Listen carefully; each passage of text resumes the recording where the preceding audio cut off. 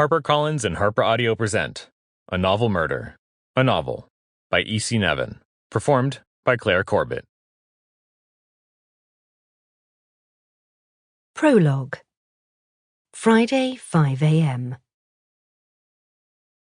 Novels aren't good for you, thinks Jane Hepburn, as she stares down at the body of her literary agent.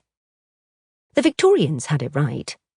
What good can filling your head with invented horrors do? People like to blame video games for inspiring violence. But Jane is standing in a tent, surrounded by books, crammed with the stuff. Serial killers, assassins, women who murder their husbands, and friends who knock each other off on holiday. Men who trick women with amnesia. Women who fake their own deaths for revenge. Clowns who emerge from sewers to torment children. And now, there is a real-life corpse on the floor. It is the second day of the Killer Lines Crime Fiction Festival in Hosselwit, a Cumbrian village on which the entire publishing industry descends once a year. Jane has crept into the bookselling tent at 5 a.m., while everyone else is still sleeping off the excesses of the night before. Her plan was to take this opportunity to rearrange things, just a little. After all, it's not really fair that her books, all 6 of the excellent P.I. Sandra Baker series, are confined to the furthest corner of the highest shelf, when they could be on the attractive table in the centre of the tent. People buy what they can see in front of them, and Jane was determined that someone would at least see her books. True, she has been sneakily rearranging bookshop shelves for months now, and it hasn't had any noticeable impact on sales.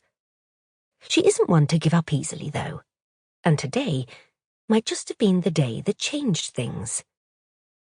But finding the book-selling tent, occupied, has thrown a bit of a spanner in the works. No, reading crime novels can't be good for you at all.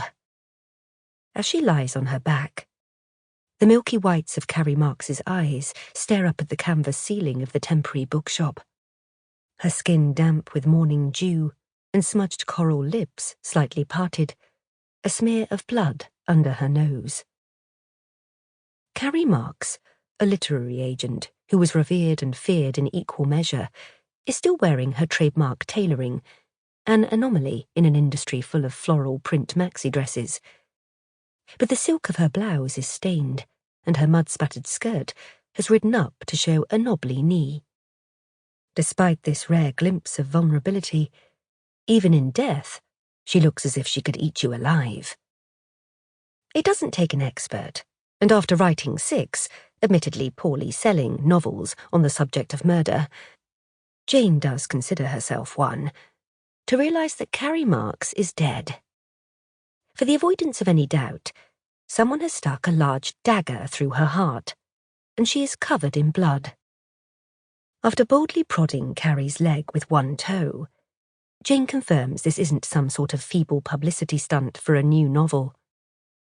On the contrary, it looks as though this year's Killer Lines Crime Fiction Festival is about to get a lot more interesting. Chapter 1. One day earlier, Thursday, 11 a.m. You're an author? Are you sure? I don't have you on my list. Jane's face burns, but she forces herself to keep her head up, even as she feels her kitten heels start to sink into the grass. The line of authors, publishing professionals, and avid crime fiction fans waiting to enter day 1 of the Killer Lines Crime Fiction Festival is lengthening behind her. 2 women nearby stop their conversation to listen in. Yes, I'm sure. Jane Hopper, yeah? The woman handing out lanyards looks barely older than a teenager. Blonde, beautiful, fresh-faced, well-spoken. The kind of person who has the world at their feet without even realising it. She glances up from her clipboard with one perfect caterpillar of an eyebrow raised in a question mark. Sample complete. Ready to continue?